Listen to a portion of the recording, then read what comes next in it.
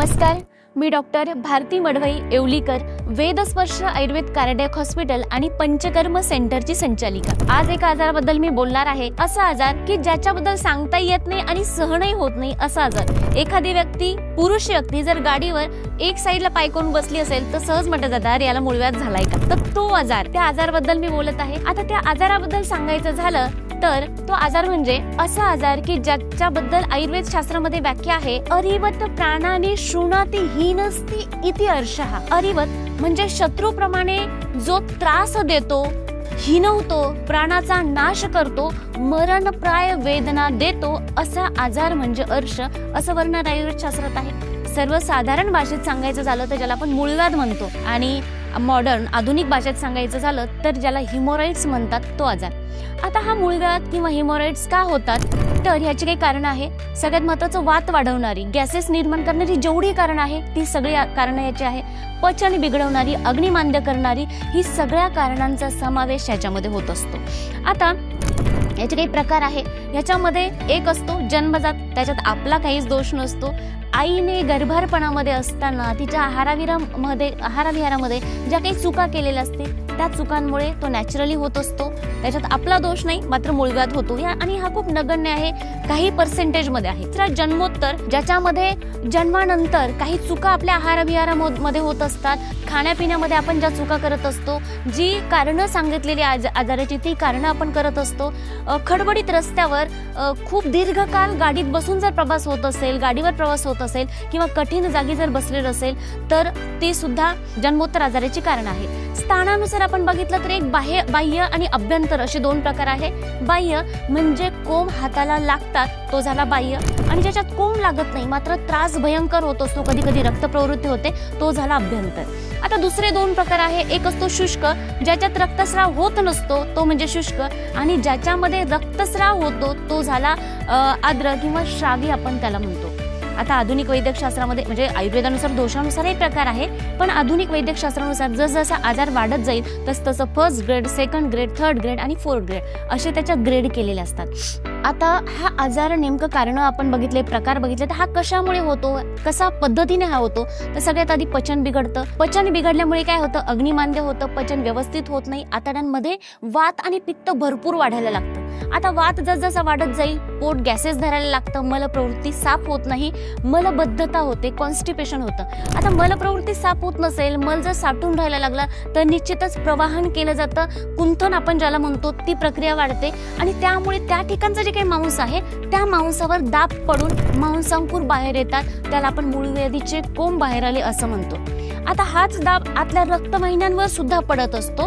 रक्तवाहिन्यांवर जर सतत दाब पडत राहिला, प्रेशर पडत राहिलं तर रक्तवाहिन्या सुद्धा फुगून बाहेर येतात, याला सुद्धा आपण अर्श किंवा मूळव्याध म्हणत असतो। पण ज्यावेळेस रक्तवाहिन्या फुगून बाहेर येतात त्यावेळेस रक्तस्राव खूप जास्त प्रमाणात असतो।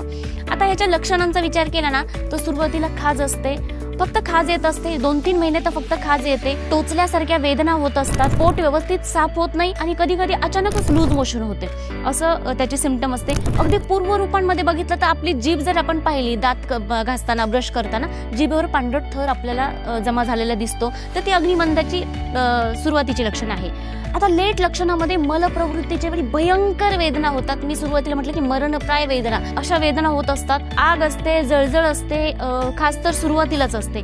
या वेदनेबरोबरच जर रक्तस्राव जास्त झाला तर व्यक्ती आपल्याला अचानकपणे बारीक झालेला दिसतो, काळवंडलेला दिसतो। आता याच्यामध्ये चिकित्सा काय करता येईल तर सगळ्यात आधी शस्त्रक्रिया केली जाते किंवा क्षारसत्र करून तो जो काही मूळव्याध आहे तो काढून टाकला जातो। पण ज्यांना शस्त्रक्रिया करायचीच नसेल, आणि शस्त्रक्रियेचा एक ॲडव्हर्स किंवा असं आढळून आलेलं आहे की रुग्णाने शस्त्रक्रियेनंतर त्याचं वारंवार मूळव्याध होणं किंवा पुन्हा शस्त्रक्रियेनंतर अगदी काही दिवसातच कोंब आल्याचे अनेक उदाहरणं आपल्याला आढळतात। आता एक माझी पेशंट होती, तिला 3 महिने सतत रक्तस्राव होता आणि ती भयंकर ग्रस्त होती, अक्षरशः मलप्रवृत्ती झाल्यानंतर ती रडायची सुद्धा। तर अशा रुग्णाला ज्यावेळेस ती एका विशिष्ट डॉक्टरांकडे गेली आणि त्या ठिकाणी जाऊन तिने इंजेक्शन जे काही देतात ते इंजेक्शनही घेऊन आली। इंजेक्शनानंतर तिला 8 दिवस बरं वाटलं आणि 8 दिवसानंतर तिला पुन्हा सेम त्रास सुरू झाला। आता ती पेशंट ज्यावेळेस आपण पंचकर्म चिकित्सेला घेतली, म्हणजे तिला शस्त्रक्रिया केल्यानंतर तिला पुन्हा कोंब आलेले होते. कोंब आल्यानंतर तिनं पुन्हा इंजेक्शन घेतलं.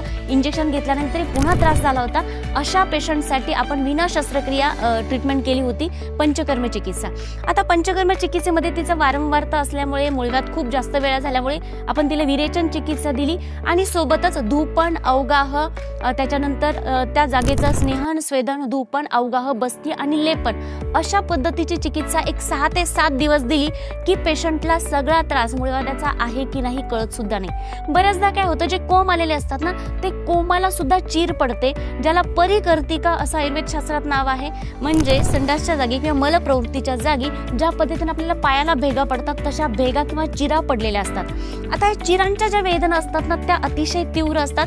त्या भेगा सुद्धा अतिशय जास्तीत जास्त 5 ते 7 दिवसामध्ये ह्या भेगा पूर्ण निळून येतात. ती जखम पूर्ण बरी होते आणि मुळव्याधाचा किती भयंकर त्रास असला तरी जास्तीत जास्त 6 ते 7 दिवसामध्ये पंचकर्म चिकित्सेने आणि धूपन अवगाहाने पूर्णतः बरा होतो.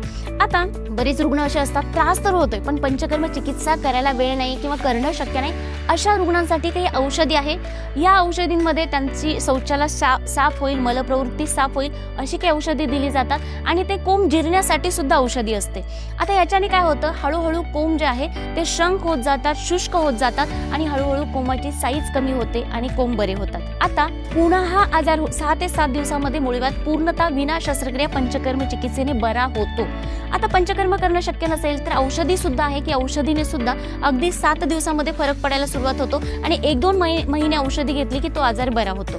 आता औषधीसाठी किंवा या आजाराच्या चौकशीसाठी आपण जर बघत असाल तर चौकशीसाठी स्क्रीनवर खाली नंबर दिलेला आहे, तो नंबर आपण सेव्ह करून ठेवू शकतात. आणि जेव्हा आपल्याला वाटेल की आपल्याला मुळव्याधाचा त्रास आहे किंवा आपल्या आजूबाजूच्यांना आहे आणि आपल्याला औषधी किंवा त्या संबंधी माहिती घ्यायची असेल तर तुम्ही फोन करू शकता.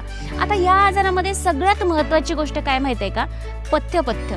म्हणजे तुम्ही आजाराची ट्रीटमेंट केली, आजार बरा झाला, पण जर पोट साफ नाही राहिलं आणि पुन्हा जर तुम्ही जे नको खायला पाहिजे तेच पदार्थ खाल्ले, पोटात गॅसेस जमा झाले, मलप्रवृत्ती साफ झाली नाही तर पुन्हा मुळव्याधाचा त्रास होतो.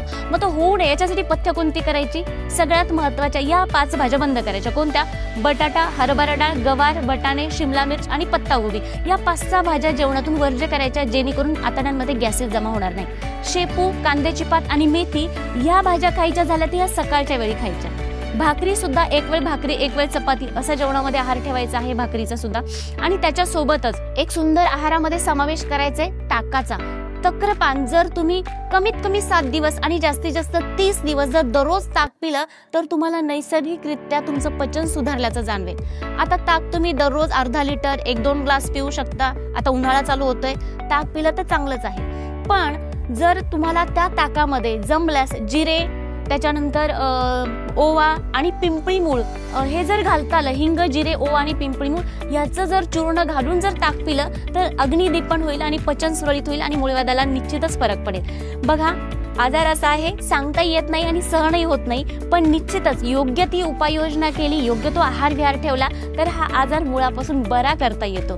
तर आपण आपल्या आहाराची काळजी घ्या, विहाराची काळजी घ्या आणि काही आरोग्याबाबतीत अडचणी असतील तर वेदस्पर्श सतत आपल्यासोबत असतील. ऋणानुबंध हृदयाचे हा जो काही आपला कार्यक्रम आहे हा आपण पुढे असंच चालू ठेवणार आहोत. या आणि अशा प्रकारचे व्हिडिओज आरोग्यविषयक असतील, सामाजिक मुद्द्यांवर असतील, आम्ही बनवत असतोच. हे आणि असे व्हिडिओ जर आपल्याला आवडत असतील तर निश्चितच तुम्ही व्हिडिओला लाईक केलंच असेल आणि चॅनल सबस्क्राईब केला असेल, नसेल तर आत्ताच सबस्क्राईब करा आणि आपल्या मित्रजनांना, आपल्या जवळच्या लोकांना ही आरोग्याची माहिती पुढे पाठवत राहा. धन्यवाद.